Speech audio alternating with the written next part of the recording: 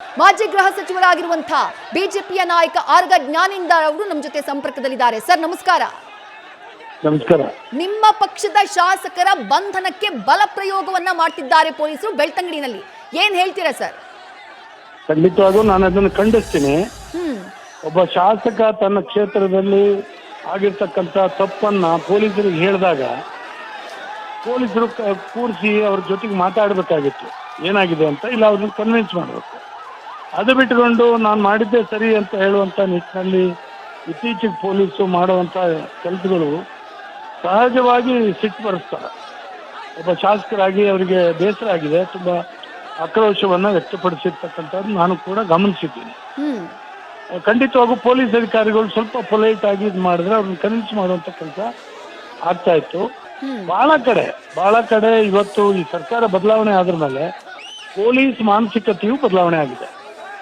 ಯಾರನ್ನ ಬೇಕಾದರೂ ನಾವು ಬಂಧಿಸ್ತೀವಿ, ಯಾರ ಮೇಲೆ ಬೇಕಾದರೂ ಕೇಸ್ ಹಾಕ್ತೀವಿ, ಯಾರನ್ನ ಬೇಕಾದ್ರೂ ಕೇಸ್ನಲ್ಲಿ ಇನ್ವಾಲ್ವ್ ಮಾಡ್ತೀವಿ. ಇಂಥದ್ದು ಸಾಕಷ್ಟಿದೆ. ಇದಕ್ಕೆ ವಿಶೇಷವಾಗಿ ಪೊಲೀಸ್ ಮಾತ್ರ ಅಲ್ಲ, ಸರ್ಕಾರದ ಕುಮ್ಮಕ್ಕು ಇರ್ತದೆ, ಅರೆಸ್ಟ್ ಮಾಡಿ ನೀವು ಅಂತ.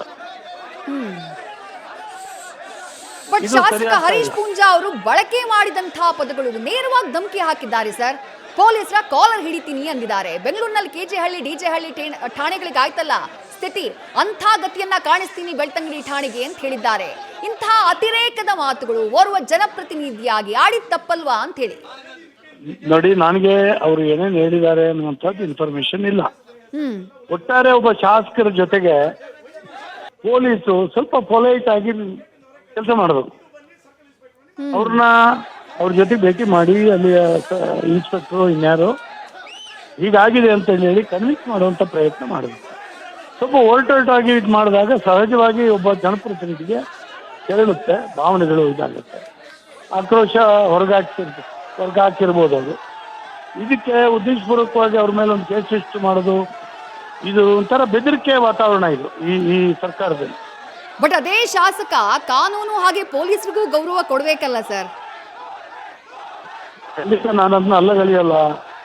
ಆದ್ರೆ ಪೊಲೀಸರು ಮೊದಲು ಒಬ್ಬ ಶಾಸಕನ ಜೊತೆಗೂ ಹೇಗೆ ಮಾತಾಡಬೇಕು ಅನ್ನುವಂಥದ್ದನ್ನು ಕೂಡ ಕಲಿಬೇಕಾಗ್ತದೆ.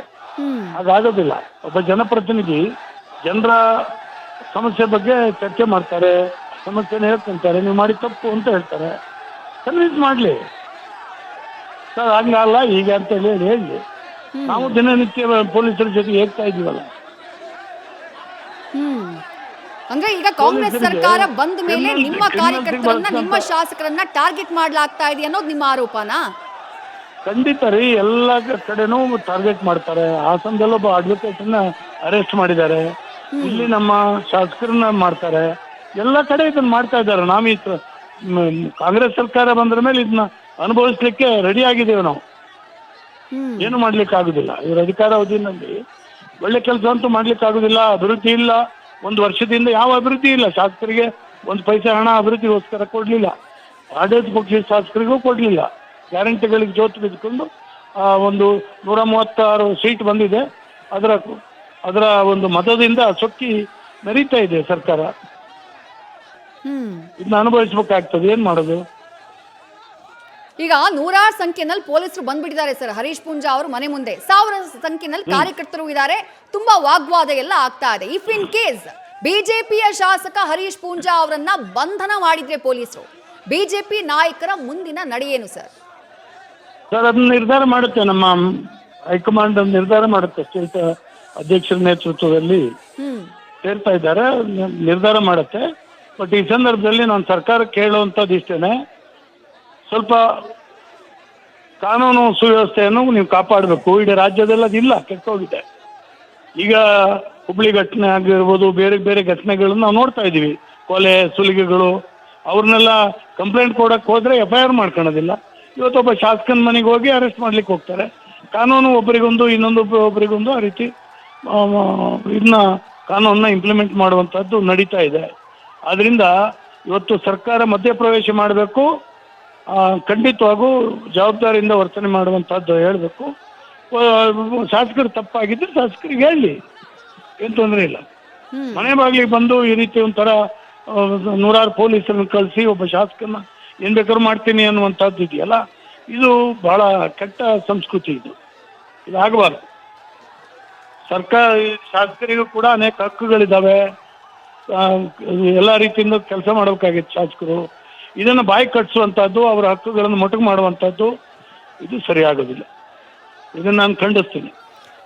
Right sir, thank you News First ಜೊತೆ ಮಾತನಾಡಿದ್ದಕ್ಕೆ. ಇದು ಮಾಜಿ ಗೃಹ ಸಚಿವರಾಗಿರುವಂತಹ ಬಿಜೆಪಿಯ ನಾಯಕ ಆರ್ಗ ಜ್ಞಾನೇಂದ್ರ ಅವರ ಪ್ರತಿಕ್ರಿಯೆ.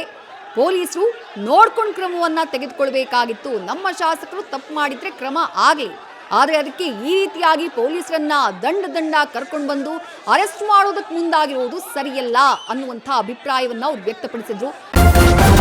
ನ್ಯೂಸ್ ಫಸ್ಟ್ ನಿರ್ಭೀತಿಯಿಂದ ನಿಮ್ಮ ಪರವಾಗಿ.